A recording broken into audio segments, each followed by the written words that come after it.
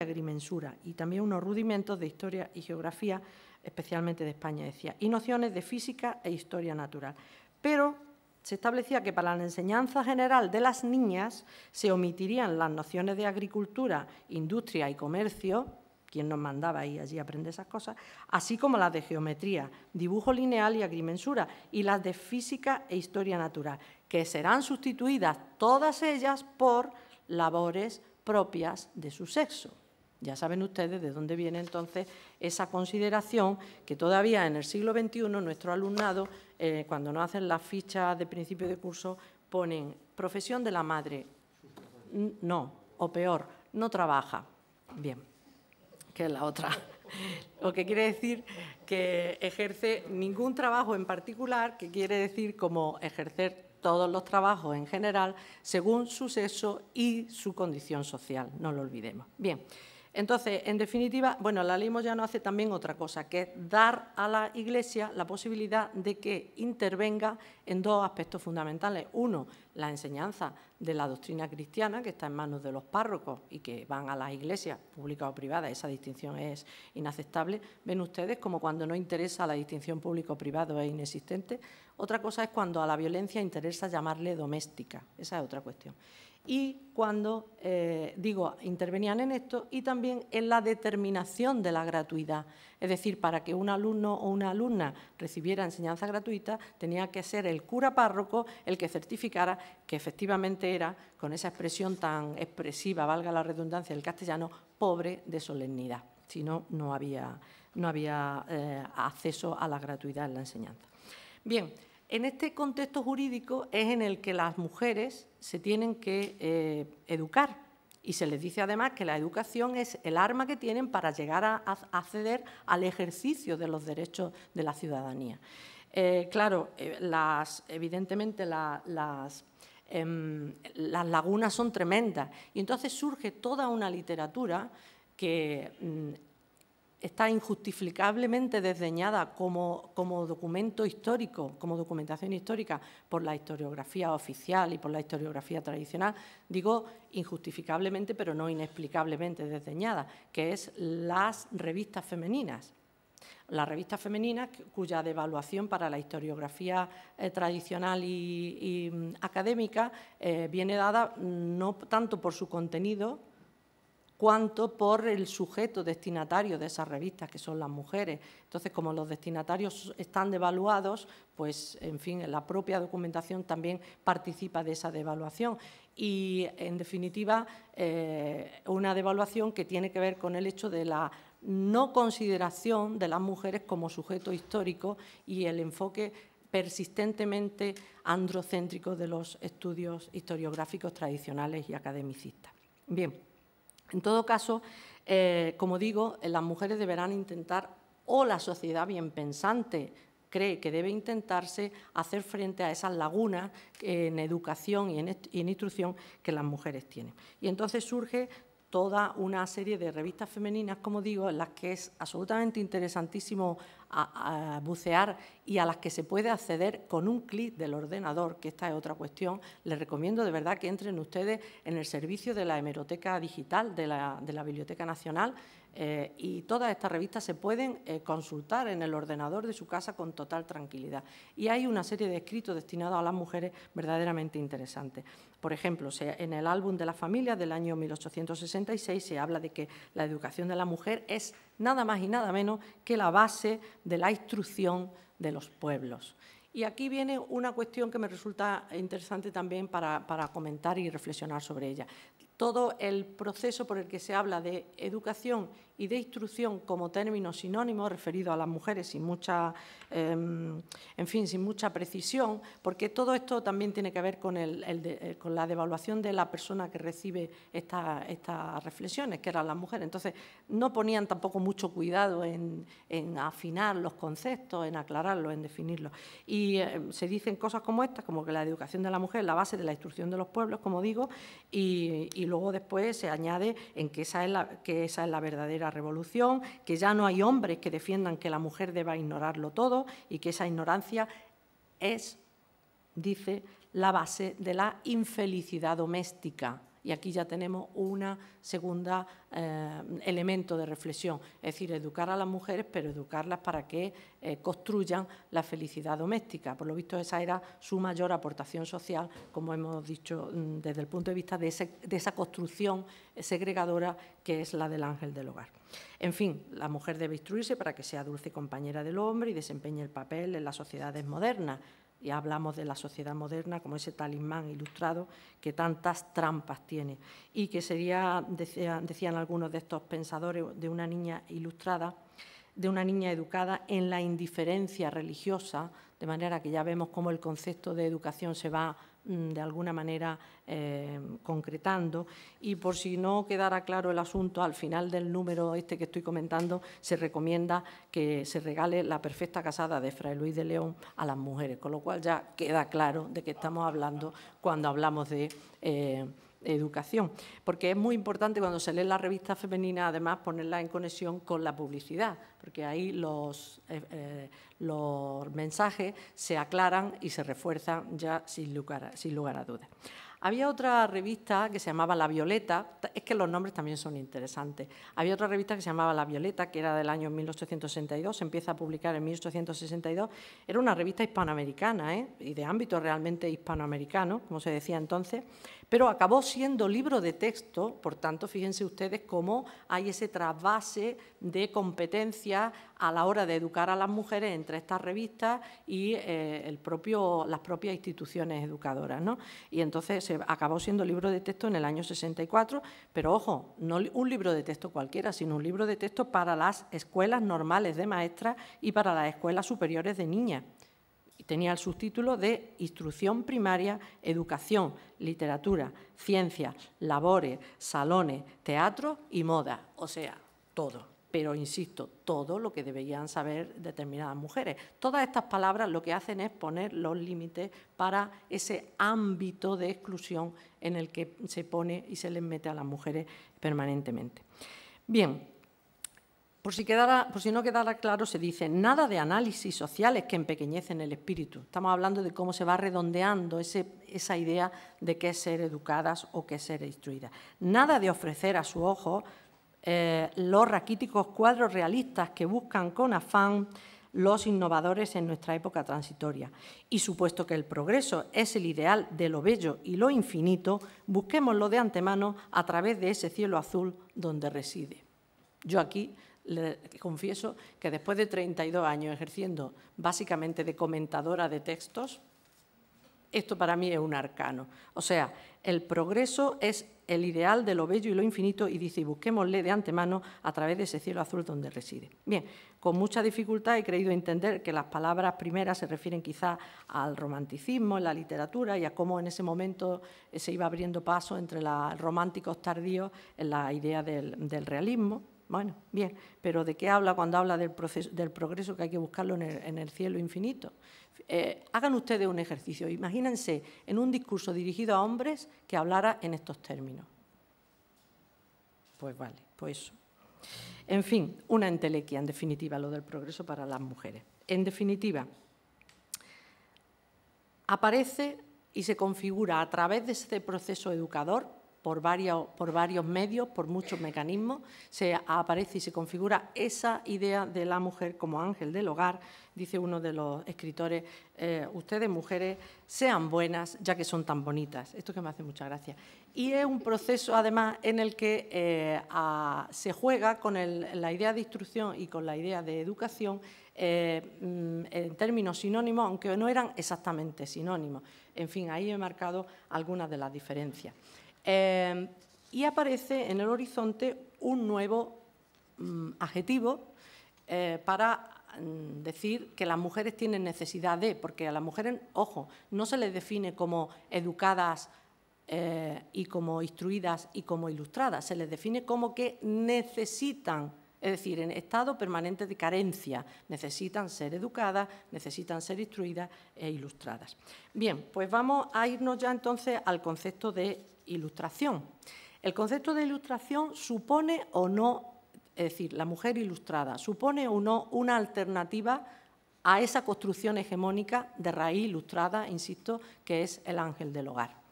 Pues, en fin, con muchas dificultades. Es verdad que el concepto de ángel del hogar es un invento de ese capitalismo liberal burgués que se agita, que sirve para agitarlo continuamente frente al fantasma de las peticiones de igualdad y de emancipación de las mujeres. En definitiva, como hemos dicho, lo que hablé cuando me refería a Rousseau, un concepto que sustituye la sumisión por la complementariedad y el acatamiento, o digamos la idea de la obediencia y del acatamiento por la idea del enfrentamiento o de la represión para considerar que las mujeres tienen que asumir ese papel. En definitiva, dar a entender que respecto a las mujeres hay que hacer que las cosas cambien, pero que cambien poco, prácticamente nada. En España, ese paradigma, si fue tan hegemónico, fue, entre otras cosas, porque evidentemente lo apoyaron las clases privilegiadas y lo apoyó la Iglesia, obviamente, ¿no? Pero, en definitiva, lo que me planteaba, ¿existe ese paradigma alternativo? ¿Fue posible contestar o intentar la construcción de un modelo realmente de raíz ilustrada que fuera integrador, que no fuera segregador y que contestara el modelo de ángel del hogar? Hombre, algunos intentos hubo, lo que pasa es que otras cosas fueron sus condiciones de posibilidad. Y claro, cuando aparece este término de la mujer que debe ser ilustrada, aparece en conexión con la Primera República y aparece en conexión con las ideas de la Ilustración y del federalismo que recoge la Primera República. Otra cuestión es si ahí se llegó también a profundizar. Bien, en todo caso, aparecen otra serie de revistas que hablan de la Ilustración republicana y federal, de la Ilustración de la mujer, en concreto, una de las revistas quizás con más personalidad a la hora de hablar de ese modelo de mujer ilustrada, donde tendríamos que decir que se habla de igualdad sin nombrarla demasiado y que se habla de emancipación, pero intentando no llamar demasiado la atención, es decir, algo de manera muy leve, ¿no? En fin, en definitiva, hay una construcción minoritaria que suponía la superación de esta idea de la educación y de la instrucción como meramente instrumentales, como exclusivamente femeninas, y hay un intento de profundizar en una educación intelectual que fuera más allá de lo que se les daba a las mujeres, llamándole educación, y que reconocía la igualdad, como he dicho, sin nombrarla. Ahora bien, todo este desideratum se traduce de alguna manera en toda esta creencia en un orden social y político igualitario y justo, se traduce de algún modo en la Constitución de 1831, en la Constitución de la Primera República, que fue una Constitución no publicada, porque efectivamente, en fin, por todos estos avatares a los que se vio sometido a la historia del siglo XIX español, hubo una comisión presidida por Castelar que la redactó, pero luego la guerra cantonal y la clausura de las Cortes impidió que se aprobara. Por tanto, insisto, nunca llegó a estar en vigor, pero la Constitución había un borrador, un proceso, un borrador. Bueno, ahí he señalado algunos de los artículos que son interesantes, obviamente, en la profundización de esa idea de república y de federalismo, claro, pero hay que decir que el voto no lo tuvieron las mujeres. Ese gran derecho simbólico con ese alcance tan grande como es el sufragio universal y como es el hecho de que cuando se llame al sufragio universal estén incluidas las mujeres, en la Primera República, en esta redacción de Constitución, no se contempló. Hay que decir también que respecto a la Segunda República, en fin, hay alguna diferencia también, ¿no? Por ejemplo, en las Cortes que discuten una Constitución o que iban a discutir la Constitución de la Primera República y que discuten la de la Segunda, se sientan miembros elegidos por sufragio universal masculino y, no obstante, se les llama universal. Pero en la Segunda República las mujeres pudieron ser elegidas, si bien no fueron electoras, y eso fue una de las cuestiones fundamentales que inclinó la discusión sobre el reconocimiento de los derechos para las mujeres, como ustedes saben, en todo el proceso constituyente de la elaboración de la Constitución de la Segunda República. Bien, en todo caso, yo tendría que decir, para cerrar este segundo bloque de reflexión, que los derechos individuales avanzaron, efectivamente, en un contexto constitucional, pero sobre todo en un contexto constitucional, republicano y democrático. Y eso me da pie para hablar de la modernidad, esta sí entrecomillada porque es una reflexión de carácter cualitativamente diferenciado, la modernidad de la Segunda República. Hay algunos artículos que yo he citado aquí, que han citado en la mesa algunos de las personas que me han precedido en el uso de la palabra, que son bien interesantes. Uno de ellos, en el que yo quiero hacer especialmente hincapié, precisamente porque no lo oigo tanto cuando se citan los artículos, algunos artículos de la Segunda República, de la Constitución de la Segunda República, es el artículo 6, que habla de la renuncia a la guerra como instrumento de política nacional. Este es un artículo de extraordinaria trascendencia, sobre todo cuando se habla de las mujeres, sobre todo cuando se habla de cómo la violencia se ha desplazado de otro ámbito y ha llegado para quedarse en el ámbito doméstico. Ya tendremos que explicar y reflexionar por qué. Y cómo las mujeres continuamente están reclamando la paz, pero no la paz en términos como esas mises de Estados Unidos que dicen su deseo mayor, la lucha por la paz. No, se trata de una construcción, de la construcción de una sociedad en términos absolutamente y cualitativamente diferentes. Esta es la idea de la lucha por la paz que las mujeres hemos incorporado históricamente o hemos defendido históricamente, entre otras cosas porque siempre, en todas las guerras, ganara quien ganara, hemos perdido las mujeres, siempre y en todas las guerras. Y me remito a los resultados de la última guerra, de la Guerra Civil Española, donde hubo vencedores y vencidos. Pero cuando se habla de las mujeres fueron vencidas todas, sin excepción, ya fueran mujeres de los vencedores o mujeres de los vencidos.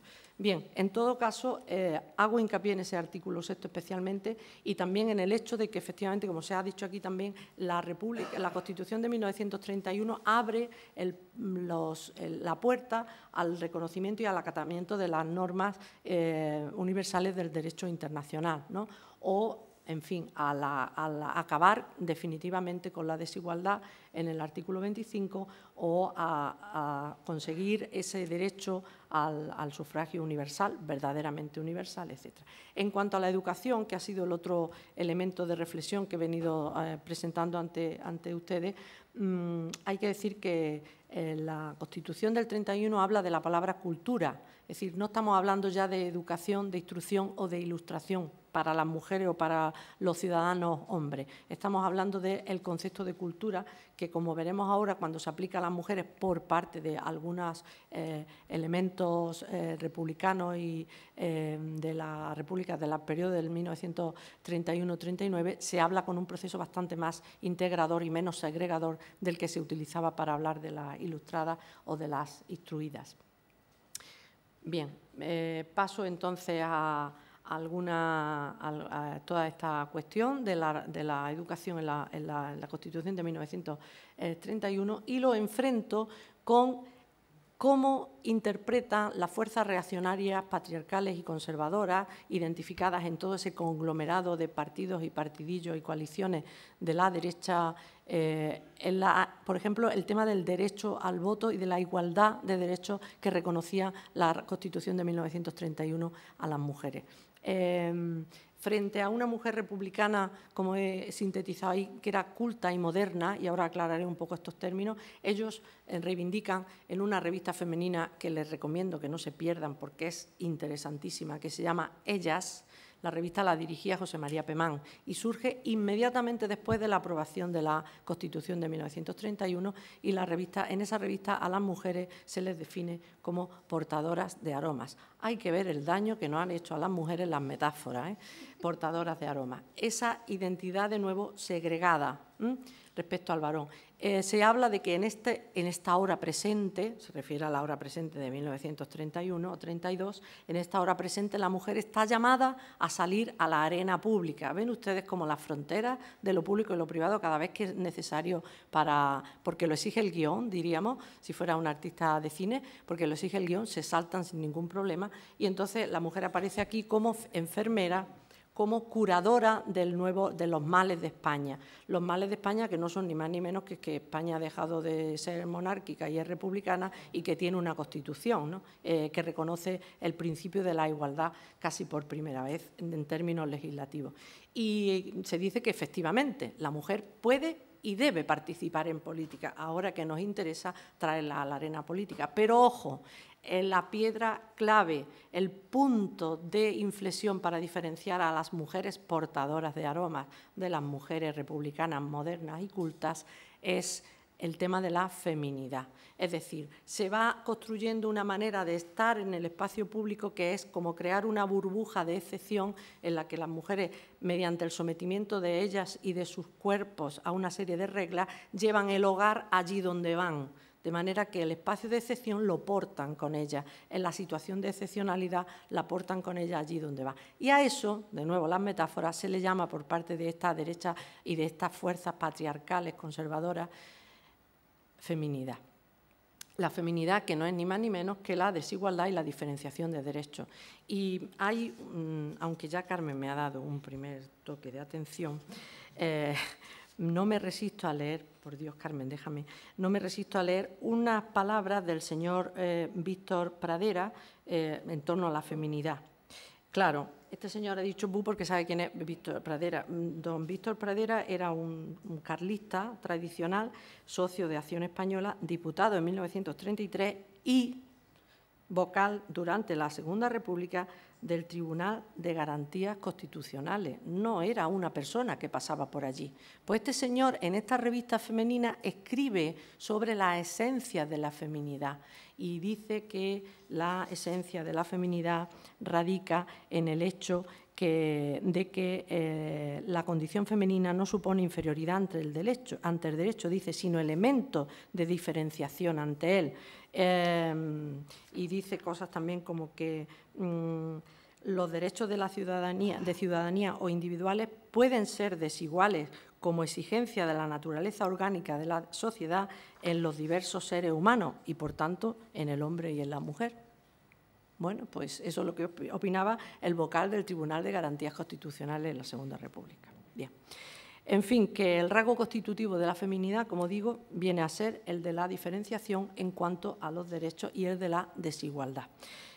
Vista así esa construcción, pues claro, la feminidad es curioso constatar cómo en esta otra mentalidad de carácter emancipador de estas mujeres que se definen a sí mismas, y esta es otra diferencia importante, mientras que en estas revistas tradicionalistas y militantemente patriarcales se habla de las mujeres en tercera persona, se habla por ellas, se suplanta su voz y se les suplanta a ellas en el ejercicio de los derechos. En el caso de las mujeres republicanas se habla de nosotras, en un elemento con un pronombre que obviamente es incluyente. Un pronombre que viene a decir nosotras estamos capacitadas para reflexionar sobre nosotras mismas y para aportar lo que tengamos que aportar a la sociedad desde nuestra feminidad. Y claro, aquí la feminidad no se define. La feminidad no es necesario definirla, de la misma manera que tampoco se define el término cultura.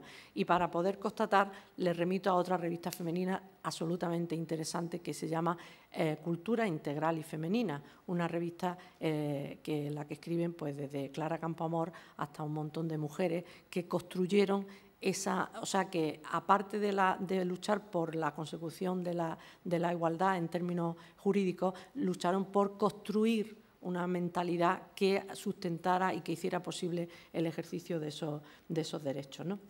Y, por supuesto, el término cultura es fundamental y viene a sustituir a toda esa construcción de la educación como proceso de apropiación del yo femenino y de reinterpretación de ese yo para pasar a ser de verdad un instrumento de emancipación de las mujeres que partían, como no podía ser de otro modo, de situaciones absolutamente desiguales entre sí también. Bien. Efectivamente, yo voy a llegar ya a las conclusiones porque sería absolutamente imperdonable que me comiera el tiempo para dar posibilidad de hacer de que compartiéramos reflexiones y de que poder hacer, en fin, frente solventemente, si es que puedo, a algunas de sus cuestiones o de sus objeciones. Verán ustedes, yo querría centrarme en dos o tres cuestiones. La conjunción, podríamos decir, de república, constitución y democracia me parece una conjunción de futuro y con futuro. Es decir, me parece el único futuro posible en realidad. Por eso me han gustado tanto esta formulación de esta jornada, porque ese debe ser el camino, como dije al principio, después de haber hecho la reflexión o a la vez que se hace la reflexión necesaria sobre lo que supuso la Segunda República, en verdad este es el camino de futuro y tenemos que hacer una labor absolutamente alternativa y absolutamente coetánea entre esa recuperación y esa reflexión sobre el pasado y la construcción del futuro. Pero también quiero hacer una afirmación que fue con la que empecé cuando hablé del 25 de noviembre. La consecución de la igualdad, y cada vez estoy más convencida de esto por cómo se está desarrollando la historia del tiempo presente, no se puede hacer sin cuestionar el sistema, este sistema. ¿Cuántos años llevamos ya de medidas correctoras? ¿Cuántos años llevamos de medidas integradoras o supuestamente integradoras? ¿Cuántos años llevamos de leyes contra la violencia de género? Que a mí me parecen, desde luego, absolutamente indispensables, pero no son suficientes. No son suficientes. ¿Y por qué no son suficientes? Porque ninguna de estas medidas vienen todas a corregir y se insertan todas en el intento de corrección de un sistema que se establece que es perfectible, pero que no es cuestionable. Porque es un sistema que se basa y se sustenta fundamentalmente en las desigualdades. ¿Cómo va a cuestionar el sistema la desigualdad si es la base sobre la que se sustenta? Pues esta es la raíz de por qué siguen existiendo, a pesar de todas estas cuestiones, todo ese machismo latente, todo ese machismo sutilizado, todas esas víctimas de la violencia en uno u otro sentido. Porque se trata de un sistema que no se cuestiona y que se estima que es perfectible y, por tanto, las leyes van destinadas a perfeccionarlo en ese sentido.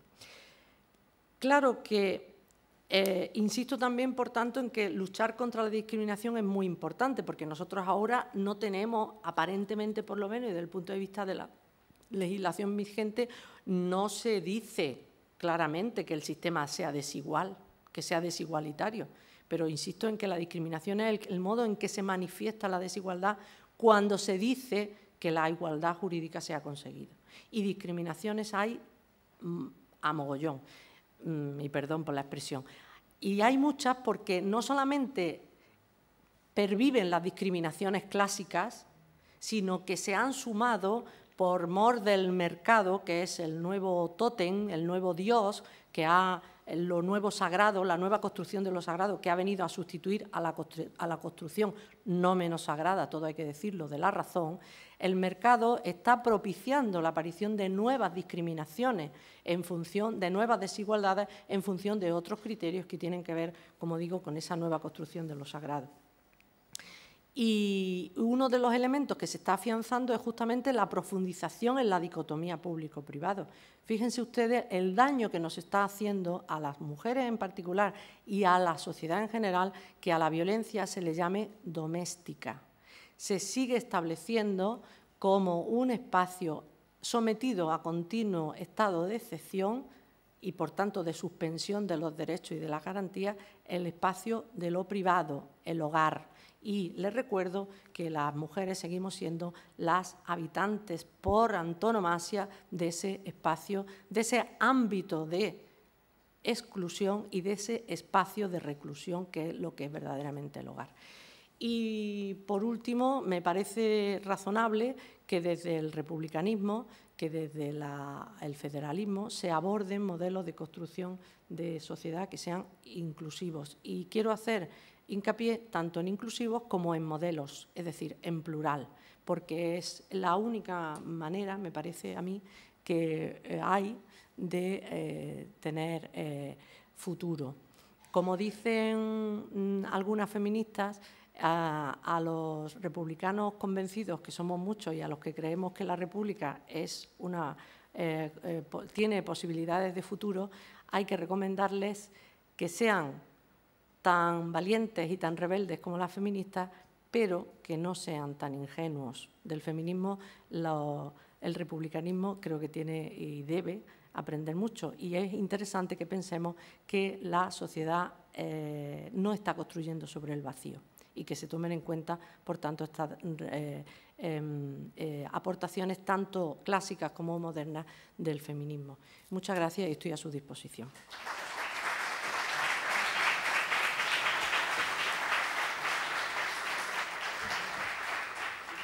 Quiero decir, moderadamente a su disposición, en tiempo y conforme a lo que ustedes quieran preguntar o comentar o compartir.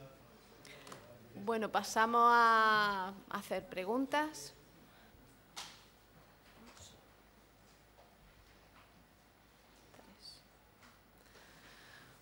Bueno, a ver, el primero, me gustaba aquí. Sí, sí. No muy, solo bastante, ¿no? ¿Por qué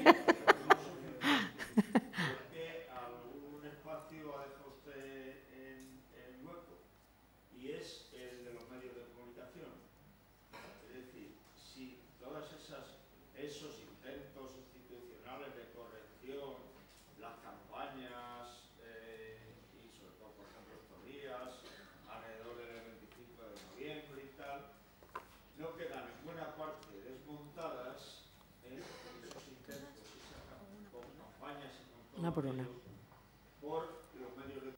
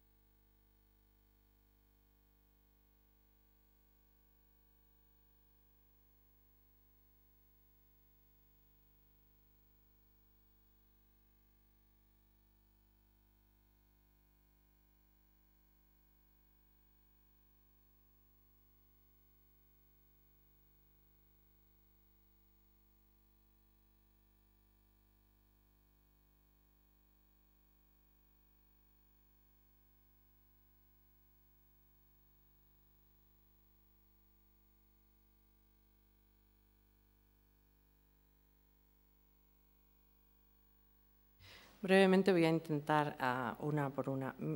Claro que el papel de los medios de comunicación es fundamental en estas cuestiones, pero los medios de comunicación, a los que, en fin, no descubro nada si me refiero a ellos en términos de prensa canalla, así en general, lo que hacen es seguir criterios de carácter empresarial, económico y de carácter institucional, es decir, la voz de su amo en muchos sitios, y hay muchos amos, aunque todos en última instancia remiten a lo mismo.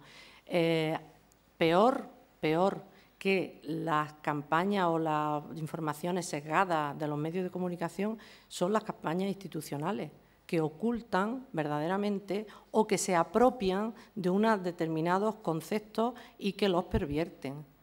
Y me refiero, por ejemplo, al concepto de la violencia doméstica, o me refiero al hecho de que la igualdad es algo que está en el ambiente, que nos falta un cuarto de hora para conseguir, y a la interpretación que se hace de la igualdad como si solo nos afectara a las mujeres. Es decir, nadie está dispuesto a plantearse desde las instituciones públicas que la igualdad es uno de los tres grandes desideratum de la Revolución Francesa que todavía hoy se sigue cuestionando para una parte de la humanidad. Eso todavía no se ha cuestionado. Respecto a las cifras, lo único que le quería decir es que las cifras son las que son, cada medio de comunicación es muy dueño. Yo le digo que las cifras las he sacado de los estudios que hace el Instituto de la Mujer, que a lo mejor son 60 o a lo mejor van ya por 62 o por 65, porque efectivamente es muy difícil estar absolutamente al día, pero también le quiero decir que deberíamos reflexionar sobre si la cuestión verdaderamente y el problema es cuantitativo. Y yo le hago la pregunta que hago siempre. Si en lugar de hablar de 62 o 65 o 54 víctimas de la violencia machista o de la violencia doméstica, como se llama institucionalmente, se hablara de 62 muertos por la violencia de la casi extinta ETA o de la guerra de Afganistán en un atentado en Kabul, si estaríamos hablando de lo mismo y estaríamos en las mismas circunstancias. Lo que quiero evidenciar con eso es simplemente que hay víctimas de primera y víctimas de segunda. Siempre las ha habido, pero en el caso de las mujeres no ha habido ninguna duda sobre el ranking y el estatus en el que estaban las víctimas mujeres. A eso es a lo que aludo. Y a mí que sean 60, 65, lo único que hace es determinar el tamaño de la catástrofe, pero lo que me interesa es señalar el carácter cualitativo de la catástrofe y el origen, si es posible. A ver, hay 5 que quieren hablar y quieren preguntar. Entonces, bueno, le voy a ver si soy breve, porque a las 2:30 tenemos que terminar. Esta chica, sí.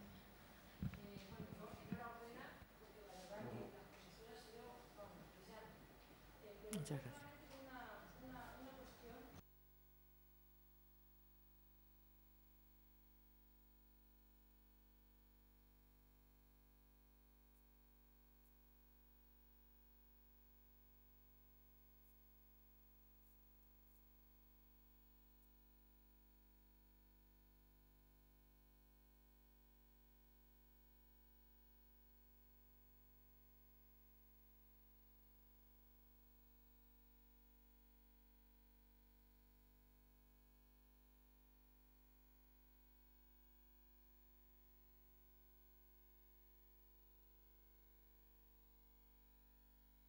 Brevemente voy a responder también a ello.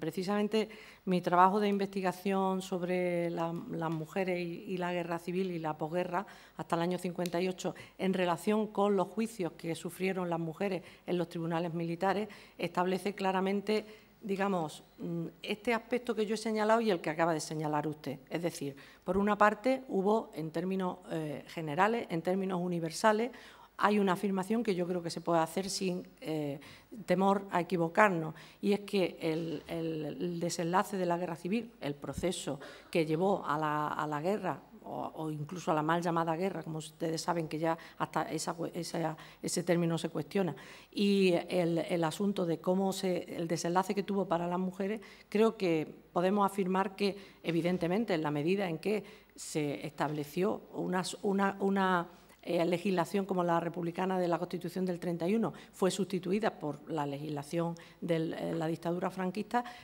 las mujeres vencedoras o vencidas fueron vencidas, puesto que el retroceso en el reconocimiento de sus derechos y en la posibilidad de ejercerlo fue absolutamente astronómico. Esa es una cuestión. Ahora, dicho esto, es verdad que las mujeres republicanas sufrieron superpuestas otros niveles de represión que aumentaron sobre todo su condición, que venían determinados por su condición de vencida y que incidieron en la construcción de un retrato a través de esa represión, que era el retrato de las malas mujeres, que llevaba aparejado, a diferencia de lo que pasaba con los hombres vencidos, este retrato de la roja vencida llevaba aparejado una especie de carga de carácter de rechazo, de carácter social y de rechazo de carácter moral. Es decir, las mujeres vencidas eran rojas, pero además eran, como yo he llamado al trabajo de investigación, unas individuas de dudosa moral pública y privada, que significaba, traducido, que se habían comportado como no deben comportarse las buenas mujeres, que eran las buenas cristianas. En cambio, los hombres lo que hicieron fue no comportarse como no se deben comportar los hombres. No, los hombres se comportaron como deben comportarse los hombres. Es decir, pusieron su brazo y su fuerza viril al servicio de la causa equivocada. Por eso fueron vencidos. Estoy hablando de la mentalidad de los represores, obviamente. Pero en las mujeres hay una carga de exclusión, de figura de nuevo exclusiva.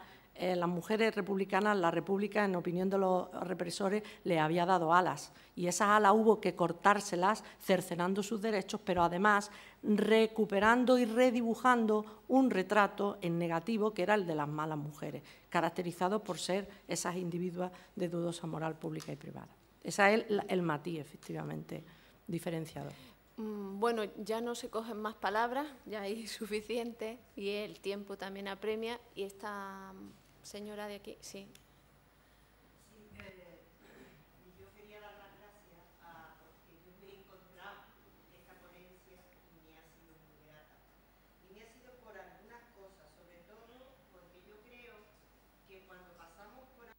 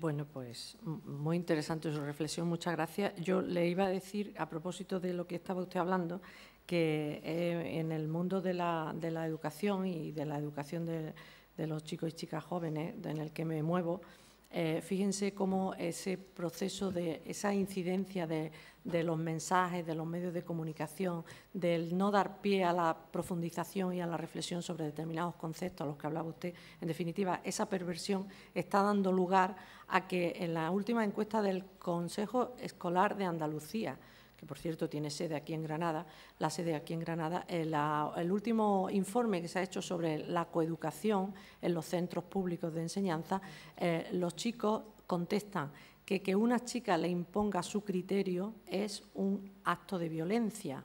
Hasta ahí bien. Lo malo es que los mismos chicos contestan que cuando un chico impone su criterio a una chica no es un acto de violencia. Y estamos hablando de chicos y chicas con 16 y 17 años. Esa es una de las reflexiones que quería compartir con ustedes. Adelante. Sí, no, brevemente confesar, pues, en fin, para uno que anda por esa frontera de los 70, cuánto machismo tenemos inculcado, inoculado de los años jóvenes. Qué difícil es a veces autocontrolarse, y algunos me están diciendo que sí con la cabeza, aunque mi mujer es mucha mujer y la quiero cuanto la admiro, ¿eh? Eso creo que me ayuda bastante. Y otro punto quizá en mi labor, después de esta conferencia tan enormemente completa y enormemente erudita, y que debía haber sido pues mañana y luego otra vez la tarde, pero yo citar que es que venimos de muy atrás, es que en este país tenemos que rescatar siglos. Es que es terrible, porque, por ejemplo, antes de la Constitución de la Segunda República, que tenemos en ella la maravilla del artículo 25 de la Constitución de 1931, de diciembre, que dice que nada de privilegios jurídicos por razón de sexo, o el 43, el matrimonio se funda en la igualdad de los derechos para ambos sexos, que están respectivamente recogidos en el 14 de la Constitución actual y en el 32 de la Constitución actual. Pero es que antes lo anterior que había era la barbarie, la canalla, la ferocidad del sistema franquista. ¿Pero qué es lo que había anterior? La Constitución de 1876, la de Cánovas y Sagasta. Bueno, y solamente un brevísimo apunte, la Constitución de 1876, que es anterior a la de la Primera República. La religión católica apostólica romana es la del Estado y la nación se obliga a mantener al culto y a sus ministros. Artículo 11. Y también artículo 11, y termino. Y todo dentro del más estricto respeto a la moral cristiana. Demonios, es que venimos de muy atrás, ¿eh? Es que no hemos tenido ilustración, es que no hemos tenido revolución burguesa, es que el pueblo gritaba ¡viva las caenas! Es que la opción era el rey Bonaparte de tener ilustración y tal, y vino aquel felón, león en casa, liebre en la plaza, de Fernando VII. En fin, y es que tuvimos el último auto de fe inquisitorial en los años 20 del siglo XIX todavía. En fin, bueno, no sigo porque no quiero parecer que quiero añadir nada, porque la conferencia ha sido espléndida. No, le iba a recomendar al señor Pitars, que quiere a su mujer cuanto la admira, que también la quiera aunque no se lo merezca, porque seguramente será cuando más lo necesite. Es que... Bueno, quedan 3 palabras. Además de ese triángulo de ahí, aquel señor que tiene la mano levantada. 30 segundos. Hay un dato que explica la responsabilidad de los medios de comunicación en la reproducción del machismo. Hay más mujeres estudiando periodismo que hombres. Hay más mujeres trabajando en los medios de comunicación que hombres.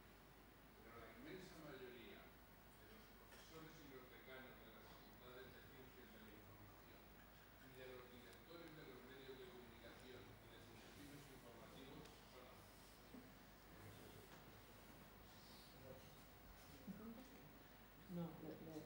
Pues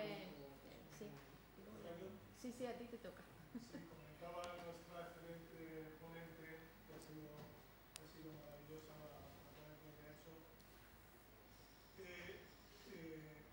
comentaba el dolor de las madres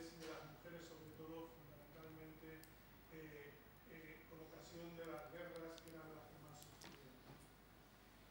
Y tenemos en la imagen, o sea, me vienen a la imagen aquellas protestas de mujeres cuando sus maridos y sus hombres iban a las guerras e incluso se rebelaban para evitar que los embarcaran, tanto en la guerra de Cuba como en la de África, incluso en la Primera Guerra Mundial, incluso en contra de muchas sufragistas que lo que querían era votar para que fueran a la guerra, no lamentablemente porque muchas de ellas eran hijas de la burguesía, ¿no? Con todo respeto a ellas, ¿no?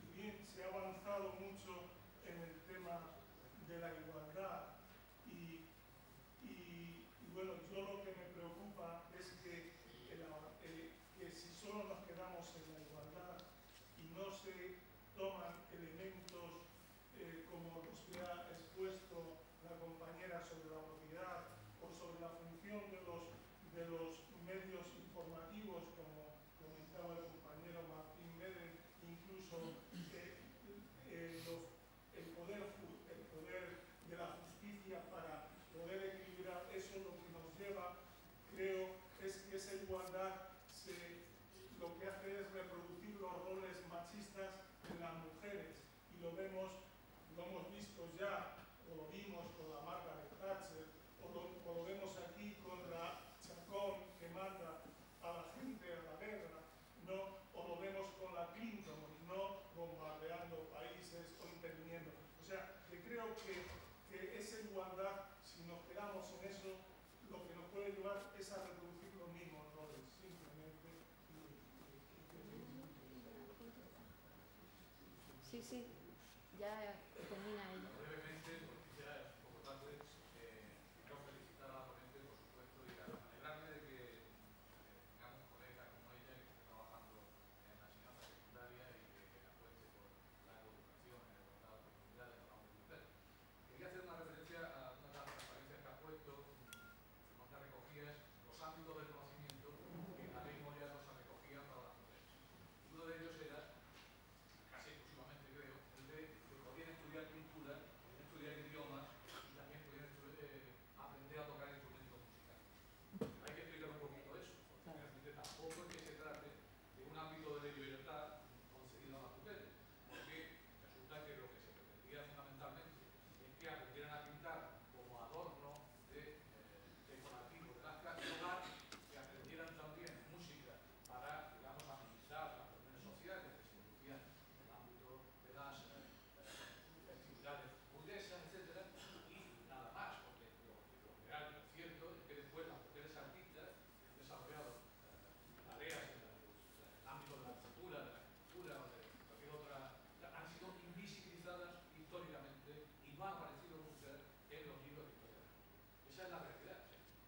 Realmente esa reducción, ese ámbito tampoco es que afecte a la sociedad. Bueno, pues brevemente voy a empezar por el final, como siempre se hace en estos casos. Efectivamente, le agradezco su apreciación y su puntualización, que es absolutamente exacta y pertinente. Es que en ese momento la moderadora me pasó una nota y me puse ya nerviosa un poco pero se me olvidó resumir todo eso que se hablaba, todo ese concepto de instrucción en algo así como en lo que se llamaba, o sea, lo que se consideraba saberes suntuarios, saberes que se oponía y que hay que interpretarlo cuando se oponen a la idea de saberes útiles. Es decir, eran saberes absolutamente inútiles y, ojo, un concepto que a su vez está atravesado por el concepto de clase social. Es decir, este tipo de saberes suntuarios absolutamente inútiles eran saberes que tenían que tener las señoritas de clase bien para estar en mejores condiciones sencillamente en el mercado matrimonial. Esta era la cuestión. Es decir, tener lo que decían los antiguos, un cepillo y estar un poquito instruida, no ser unos ceros a la izquierda que dice mi madre. Bien, esa era efectivamente una matización que tenía que haber hecho y le agradezco que me haya dado pie a ello. La otra cuestión, respecto a las otras dos intervenciones anteriores, quería hacer dos breves reflexiones en realidad. Una de ellas es que, a propósito de lo que hablaba usted, parece interesante que cuando pensemos en la construcción entre todos, hombres y mujeres, de una sociedad futura, acudamos al hecho, a la reflexión de cómo han estado las mujeres en la historia, de cómo han hecho historia las mujeres y de cómo han estado en la historia. Y aludo a dos cuestiones, a dos ejemplos. Uno tiene que ver con el concepto de heroicidad. Es decir, generalmente la historia considera que los héroes son aquellas personas, hombres sobre todo, ocasionalmente mujeres, aquellas que se distinguen por ser como los hombres,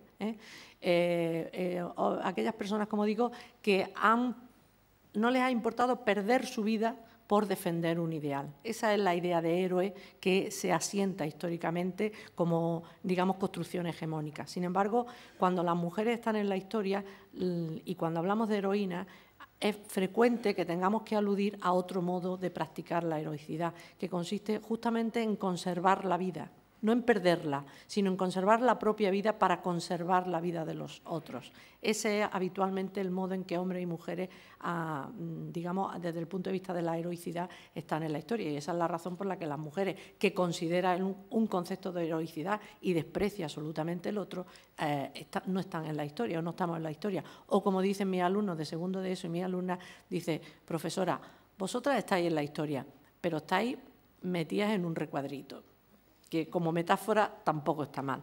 Y la reflexión me lleva a hablar inevitablemente y acordarme de las madres de la Plaza de Mayo, que es el modo como muchas veces las mujeres nos hemos visto obligadas, y hemos sabido hacerlo bastante bien, creo yo, a subvertir esos esquemas patriarcales para convertirlos en armas contra el patriarcado. Cuando a una madre se le pide que vele por sus hijos, se le está pidiendo que sea fiel a los dictados de la naturaleza. De hecho, cuando una madre no quiere a un hijo, se le llama desnaturalizada. Entonces, fiel a los dictados de la naturaleza, a las madres se le pide que velen por sus hijos. Las madres de la Plaza de Mayo lo que hicieron fue llevar hasta sus últimas consecuencias esa especie de mandato natural y convertir su exigencia de madres en una exigencia política que al final acabó con algunos de los dictadores o acabó sentándolos en el banquillo. Este es el papel y este es el modo que tenemos las mujeres, desde luego muy ilustrativo, porque tradicionalmente, históricamente, se nos ha obligado a buscar otros caminos para la lucha, a veces de enfrentarnos a los problemas. Y me parece que no tenía casi nada más que decir ya. Pura, de Madame Bovary. Tú, profesor de literatura, hablamos otro día de Madame Bovary. Sí, yo a mis alumnos les digo que directamente ya no se la lean, que me resulta insufrible, vale. Que ha envejecido muy mal Madame Bovary. Es mucho más interesante las novelas de Galdós, otro republicano, para hacer una reflexión a partir de ellas de la domesticidad y de los espacios de las mujeres y de cómo esos espacios se utilizan, se subvierten, se pervierten o se abren ventanas a partir de las cuales asomarse al espacio público. Galdós es una referencia bastante más interesante, en mi modesta opinión, que Madame Bovary y esa declaración de su novelista, de su autor, de Madame Bovary soy yo. Pues usted sabrá lo que es. Bueno, pues muchas gracias y invitaros. Está aquí. Bueno, invitaros a que esta tarde continuéis con nosotros aquí en las jornadas, ¿vale? Muchas gracias. Bueno. ¿Tú no? ¿Por qué? ¿Perdona? ¿Tú no? Sí, yo sí. No, he dicho bueno. No he dicho no. Yo también entendí.